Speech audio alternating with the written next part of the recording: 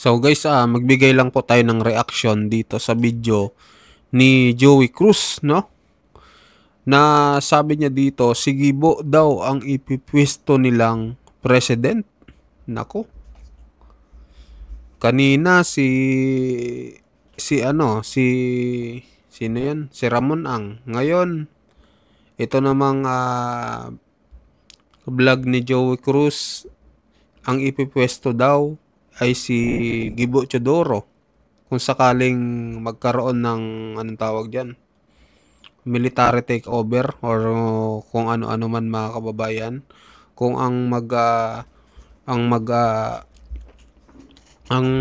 papalit daw kung sakaling mapatalsik, kung sakali man lang mapatalsik itong si BBM, ay ang ipapalit daw ayon kay Joey Cruz, ang ipipwesto si Gibo Chodoro. Mayroon din namang lumalabas na balita na RevGov, ito naman yung kay Leni Robredo.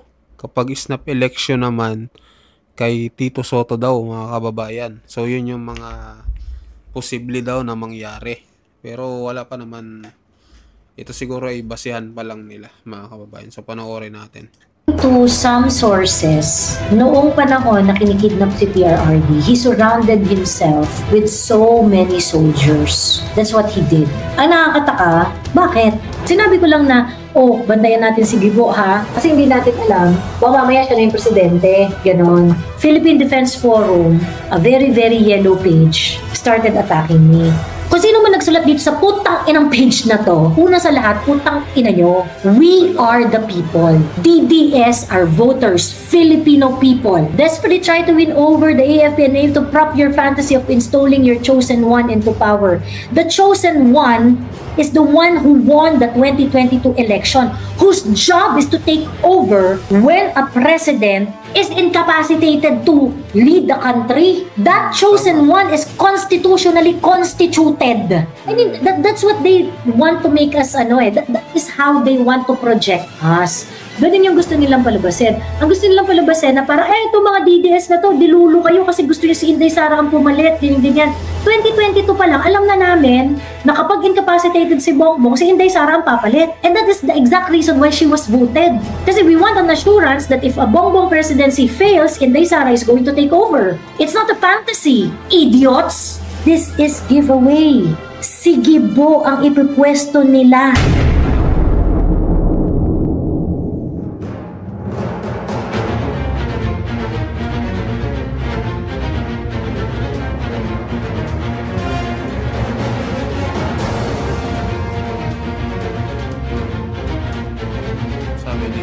Ano yan? Ulitin nga natin. Kung ikaw ay power grabber sa panahong ito, ito ang mga posibleng rota ng succession na wala ang Duterte sa eksena. Number 1, constitutional succession. Soto becomes the president. BBM step down. Unalive BP Sara. Soto becomes the winner if he stays as Senate President. Number 2, rebellion led by CPP, PA, NDF. Leni becomes the president.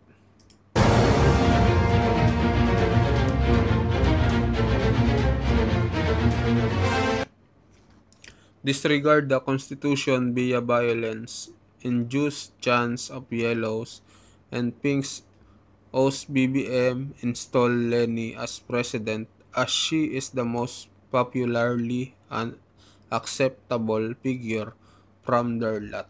Ayan. Posible din si Rizal Tiberos mga kababayan.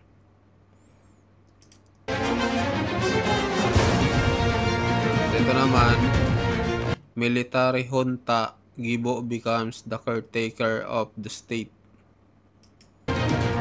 Kaso lumabas doon yun, diba, yung caretaker kanina sa balita, yung kay Pulong Duterte, na di umano ang nagpopondo sa grupo daw, di umano ni Romeo Browner, ay ito daw mga negosyante mga kababayan. So yun lang yung ano lang yun, kumbaga hindi pa natin sure ball yun kung tunay ba. So sabi pa dito, wait for massive rally to happen, withdraw support to BBM, BBM form a military junta and led as long as Gibo wants. Pag military junta si Gibo, pag Rev Gob si Lenny, pag resign all si Tuta Soto, lahat ng anggulo posibleng mangyari, nilagyan nila ng mga tao nila. Totoo yan. Tapos ang pinaka-ano dyan, possible, kasi yung resign all, hindi mo mangyayari yan eh. I don't think Inday Sara should resign, and I don't think Inday Sara will resign. Another is, pag Rev Gov, of course, syempre malamang si Lenny ang gusto nilang itayo dyan. Kung sila ang malalagay sa power, kung sila ang magtatagumpay na pababain si Bongbong Marcos. And eto nga, baka ang ikagulat nating lahat is si Gibo. Baka yun ang ikagulat nating lahat. Why? Alam naman natin na hindi magtatagumpay ang 1986 EDSA event if not for the prodding of the United States of America. Isa yun sa mga key determinant kung bakit nagtagumpay yung 1986. Diba? Steve Gibo is a favorite puppy of the Americans. May mga speculation na nagsasabi na yung November 30 na rally na pamumunuan ng mga groups paid by NED and CIA might call for BBM resign on November 30, and then what they're going to do is, what they're going to ask for is for the country to be put in a caretakership status. Yun ang gusto nilang gawin. So, kaya ang kailangan natin dito, no, if there's going to be a change in leadership because we have an addict president, anything that is going to happen moving forward, it must be based on the Constitution. There should be no other option. Constitution talaga dapat yan. Mark Tugato, baka ibenta tayo ni Gibo sa China, sabi Barsaga, siya nag-uumpisa ng gera against China, bantay tayo. Oo, siya yung siya talaga yung push na galit na galit sa China, niloloko daw siya ng China, yung mga ganong very, very crass yung mga statements ni Gibo. At ang nakakapagtaka doon, bakit hindi siya makastigo ni Bongbong Marcos? Hindi siya makastigo ni Bongbong Marcos, is always talking about kung paano minamanipulate ang narrative, ganyan. And he is a defense secretary, Mind you guys, si Gibo Teodoro is also someone na, according to some sources, noong panahon na kinikidnap si PRRD, he surrounded himself with so many soldiers. That's what he did. Ang nakakataka, bakit? Alam niyo yan, si Gibo ambisyoso yan eh. Ina-expect niya siguro magkakagulo. Ina-expect niya siguro talagang maglalabasan ng mga tao, magkakagulo, away. Alam mo yon. Pagkatapos hindi nangyari, hindi naman na maraming nag-react, pero mas pinili kasi yung peace, 'di ba? Mas pinili yung peace. Pero si Gibo daw nung mga panahon na yun, he surrounded himself with so many soldiers. Ganon. And alam niyo why I decided to talk about this for today's live? Kasi I posted, sinabi ko lang na, bantayan natin si Gibo ha, kasi hindi natin alam, mamaya siya na yung presidente, ganon. Yun sabi ko. What happened? Teyatan screenshot that post and started attacking me. Philippine Defense Forum, a very, very yellow page and very, very pro-Gibo page, started attacking me. Tapos, pilit na galit talaga itong entrada ng Philippine Defense Forum page. Ito yung sabi nila. Philippines Defense Forces Forum. Ayan. Sabi ko kasi, bantayan natin ang favorite puppy ng US na si Gibo. Baka magkagulatan siya na ang presidente. It doesn't even have yung parang naamoy ko lang yung ambisyon ni Gibo. Talagang mabaliw-baliw. Maulul-ulul na kayo. Diba? Ano yan? Ba't kayo galit na galit? So, ibig sabihin, totoo, tinatamaan kayo, nag-aambisyon si Gibo at nagpe-prepare. Diba? And another giveaway is Teyatan also posted the same post and mocking my post saying na, bakit Gibo naman? Di ba President Sara na? Ganyan. Yung mga ganun na. So parang, ikaw Teya, every time na US ang usapan, parang feeling, parang sinisilihan yung puwet mo. Ano ba, nakatanggap din ba tayo sa NED, Teya? Diba? So kaya galit na galit si Defense Forces Forum. You do not attack a highly competent and widely respected Secretary of National Defense at the very moment You, DDS, are desperately trying to win over the AFP and MIU to prop up your fantasy of installing your chosen one into power. It is stupidity of the highest order. Kung sino man nagsulat dito sa putang inang page na to ng Philippines Defense Forces Forum, okay? Una sa lahat, putang ina nyo, we are the people. DDS are voters, Filipino people who wants the AFP to do their duty. Desperately try to win over the AFP and aim to prop your fantasy of installing your chosen one into power. The chosen one is the one who won the 2022 election, whose job is to take over when a president is incapacitated to lead the country. That chosen one is constitutionally constituted. It is not as if we are looking at Inday Sara out of capriciousness. Di ba nakakaloka to? Nakakaloka ng Philippine Defense Forum. Diyos ko. Talaga ba? I mean, that's what they want to make us, that is how they want to project us. Ganun yung gusto nilang palabasin. Ang gusto nilang palabasin na para, itong mga DDS na to, dilulo kayo kasi gusto nyo si Inday Sara ang pumalit, ganyan. 2022 pa lang, alam na namin na kapag incapacitated si Bongbong, si Inday Sara ang papalit. And that is the exact reason why she was voted.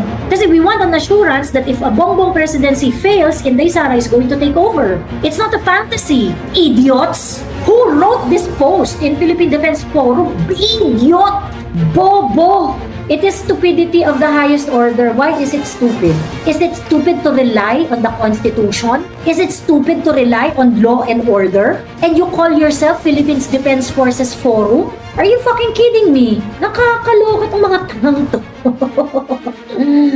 Nakakaloka tong mga tangang to. Ano pinagsasabi niyan? The level of actual ignorance ng mga gunggong na to and choking it as righteous anger, nakakaputang ina. Grabe talaga. Pag naging president si VP Sara, pwede ba niya alisin ang AFP at PNP, alisin ang bulok na AFP and well, yeah, he's the commander-in-chief. He's the commander-in-chief. So I think pwede magbalasa yan. Pwede mag-reorganize yan. If not, pwede niya kung merong mga laws na mag-violate or whatsoever, then, Inday can definitely lobby to the House of Representatives and the Senate to reorganize the AFP and PNP. Nakakatakot si Joey pag nagmumura, parang hanggang buto. Oo, totoo. Oo. Kasi talagang may hugot talaga no? Yung talagang parang pag tinamaan ka talagang ayun. Kaya sabi ko dati kung mangkukulam kaya yan pag nagmumura talaga ako, sa gandang buto, nakakapanginig talaga sa takot. Ayan. So yun. So ngayon, ito sinasabi ni Philippines Defense Forum. Sabi niya, you do not attack a highly competent, we can complain to any government official, regardless kahit Secretary of National Defense ka pa. Regardless if you are a Harvard graduate with all the Latin honors available in the universe attached to you, it doesn't matter if you are a public official. We can criticize you. As long as you're receiving money from the taxes of the people, we can criticize you. You have no right to say that I cannot criticize your public official. You also do not insult a true patriot who is clearly a better option for president in 2028. Here we go. Diba? I am telling you, this is giveaway. This is giveaway. Si Gibo ang ipipwesto nila. While they try to make this as an issue between Sara Duterte and Bongbong Marcos, they are planning to install someone else as a president. They would not be able to afford. They would not be able to afford to install Mama Leni. Malabo yan. Ngayon, kung si Soto naman, well, nawala si Bongbong, they have to kill Inday Sara. That's too scandalous. Diba? That's gonna be too scandalous. So, ano ang pinaka-doable na option? Ang pinaka-doable na option is Gibo Teodoro. So what they're going to do, they will try to take over military junta style, maybe in November 30. I do not know. But what I'm advocating here is that we follow the law. If there is going to be any change of leadership, we have to follow the Constitution. Itong mga gagong to, I think among all the options here, yung pagtatabla sa Constitution, kaya nilang gawin yan. Lamang kaluluwa itong mga ting. Kasi hudang isubo na nga tayo ni Gibo Teodoro sa war Diba? And I think, dun sa isang may death, dun sa may isang walang public support versus itong kay Gibo, probably, they might be thinking that this is the most viable path to getting power. They want Gibo to be the president. Sabi ni Oshad, pero Joey, more than stupid, I think this is arrogance. Stupid is generous, hindi lang nila alam. Pero arrogant kasi sobrang yabang and power trip, parang hindi public servant. Correct. Agree. Sobrang arrogant, sobrang yabang. Bakit? Diba? Why are you dismissing the people when they complain? O, di ngayon, binibida ngayon ito ni Philippines Defense Forum. He is miles ahead in every respect and far better choice than your incompetent, lazy, corrupt, and psychologically unstable, intellectually challenged China puppet Sara, whose only real talent is consistently being A-S-O-S-W-O-H, Sara without H. I do not know kung meron pang ibang ibig sabihin yan. Pero, yan yung tinatawag nila kay Inday Sara. Ganon. So, how stupid is this page? And whoever wrote in this page, this post in this page, bobo na nga, arrogante pa. Diba? Bobo na nga, arrogante pa. Grabe! Than your incompetent, lazy, kineme. Actually, that's not your problem anymore. Inday Sara is going to be the president if BBM is going to vacate his position. Diba? It is inevitable na si Inday Sara magiging presidente simply because she is the vice president. She is the constitutional successor. Ngayon, ikaw, Philippines Defense Forum, what are you advocating? Diba? Do you want Gibo Teodoro to be president now? I am not even talking about 2028. My post is not about 2028. My post is about the leadership change if Bongbong Marcos is going to be removed from office because of drug abuse. Diba? Sana makaupo na si VP Inday, Ma'am Joey. Iba talaga ka magalit. Normal lang po magalit kasi kahit sino man naman gaganyanin po ganyan. Ang talino mo, ma'am, tapos matapang pa. Saludo sa iyo. God bless. Patuloy lang po. Sabi ni Ma'am Grace Honey Edbo. Ayan. Pagutugin sila ni John Vic Remulla, bawal daw magsabi na BBM resign. Diyos ko, gago na Gibo, siksik kay VP ng kampanyahan ng puta, tulad kayo ni BBM. True. Ayan. Sabi ni Edzology, in my opinion, yes, I agree that Sara is next to assume office if Marcos is thrown out of office. I think comments rejecting Sara, some Filipinos' way to resist possibilities, mainly a sentiment. And your sentiment, yung mga sentiment ng mga tao na ayaw paupuin si Sara, you think it is a reasonable sentiment? Your sentiment of not accepting Inday Sara as the president, as a replacement of Bongbong Marcos, is unconstitutional. Eh, ang problema kasi, kayong mga DDH, kayong mga deranged Duterte haters, ang problema kasi sa inyo, you want to follow the Constitution to the T. You want to follow the laws only if it's going to favor your political agenda.